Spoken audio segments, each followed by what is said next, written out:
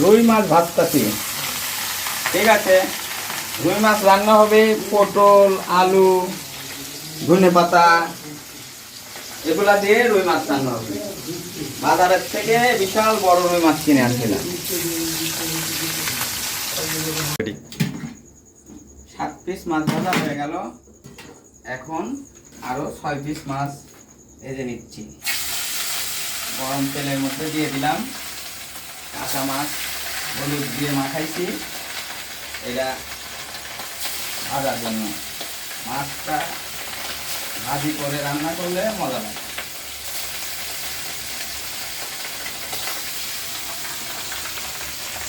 দেখেন কিভাবে ভাজা লাগে মাছ, দেখেন আপনারা সবাই।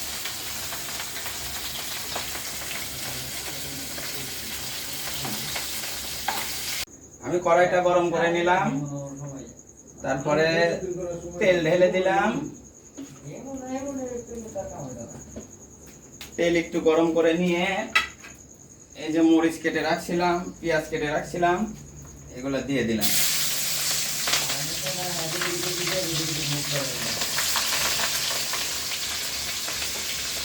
দিয়ে দিলাম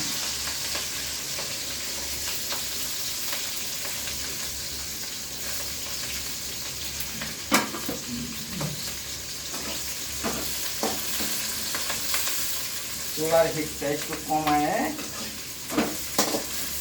এটা নাড়াচাড়া করতে হবে।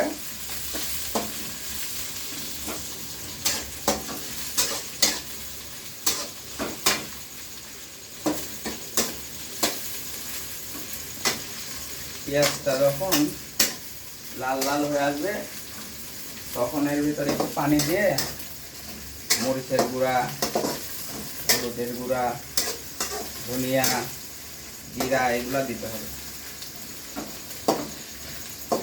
ভাজা হয়ে গেছে, এখন আমি এর ভিতর হালকা একটু পানি দিয়ে দিলাম। পানি দেওয়ার পর এটা একটু নাড়লাম, নাড়াচাড়া করে এর ভিতর লবণ দিয়ে দিলাম। পরিমাণ মতো লবণ দিলাম, তারপরে হলুদের গুঁড়া দিলাম,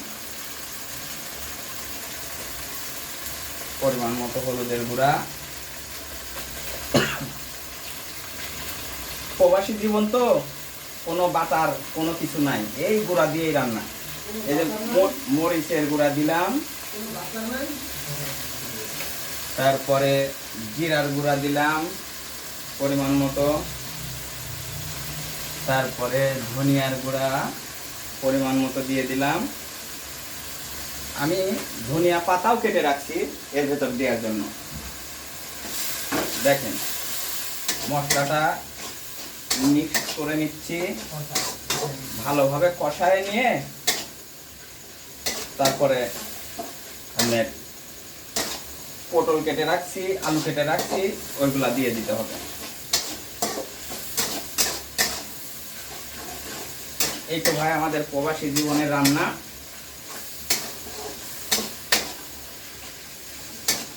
সারাদিন কর্ম করে এসে রাত্রে রান্না করি এইভাবে। মশলাটা কষা কষা ভাব হয়ে আসছে, উপরে যখন তেলটা ভেসে উঠবে তখন এই কেটে রাখা তরকারি এগুলা দিয়ে দিতে হবে।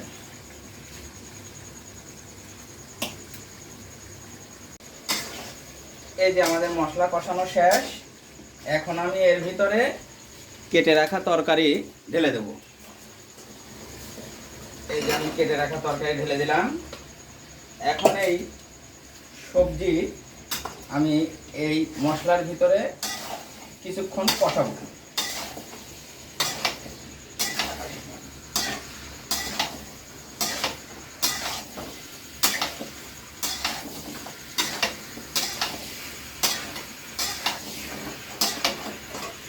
একটু পানি দিই।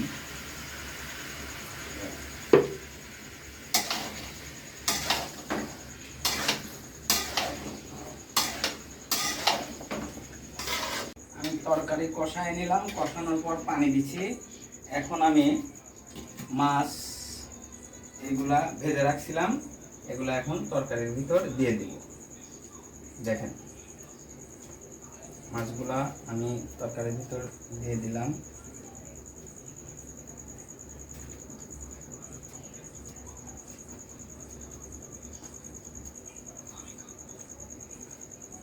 ব্যাচেলার জীবনের ভাই রান্না।